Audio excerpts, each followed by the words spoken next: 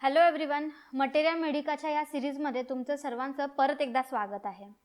आज आपण जी रेमेडी शिकणार आहोत तिला नोबेल मेटलमध्ये एक एक्सपेन्सिव्ह मेटलमध्ये आपण जेव्हा विकत घ्यायला जातो त्याच्यात गणना केली जाते.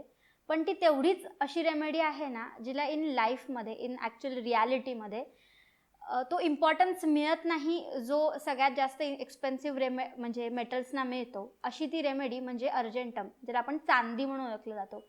चांदी कितीही सुंदर दिसायला असली, किती छान चमकत असली तरीसुद्धा जेव्हा तिचं कंपॅरिझन प्लॅटिनम किंवा आपल्या सोन्यासोबत केलं जातं तेव्हा तिला तेवढं रिकग्निशन मिळत नाही. तसंच रियालिटीमध्ये जे अर्जेंटमवाली माणसं असतात त्यांनासुद्धा इम्पॉर्टन्स न मिळाल्याचं त्यांना खूप लागतं. आणि आपण म्हणतो जिथे एलिमेंट्स फ्रॉम जिथे त्यांना येतो, ज्यापासून त्यांना कारण होतं, that is not getting that recognition. आणि जेव्हा त्यांना ते रिकग्निशन मिळत नाही तिथून येते त्यांना निग्लेक्टेड फिलिंग, म्हणजे आपल्याला वेगळं काढल्यासारखं किंवा आपल्याला गृहीत न धरल्यासारखं.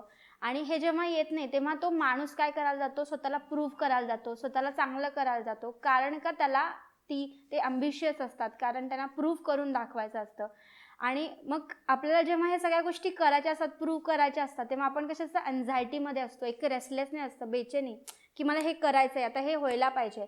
म्हणून ते लोक खूप जास्त रेस्टलेस असतात, अँशियस असतात. त्यांना they are man of tomorrow, म्हणजे उद्या काय होईल, आपल्याला प्रिपेअर करायला पाहिजे, आपल्याला चांगलं प्रेझेंटेशन करायचं आहे, ह्याच विचारत असतात. आणि त्यात ते इतके गुंतून जातात ना, कधी कधी ते काय बोलतात किंवा त्यांना काय करायचं आहे हे पुढचं लिंकच त्यांची खूप मिसआउट होते. सो कन्फ्युजन वगैरे मेंटल्समध्ये त्यांना दिसून येतात. अशाच तुम्हाला रेमेडीजबद्दल अजून जाणून घ्यायचं असेल तर तुम्ही आमच्या युनिव्हर्सिटीमध्ये जाऊन वेगवेगळ्या कोर्सेसमध्ये एनरोल करू शकतात. शिवाय बुकसुद्धा परचेस करू शकतात. Thank you. Thanks for watching. Like, share, and subscribe.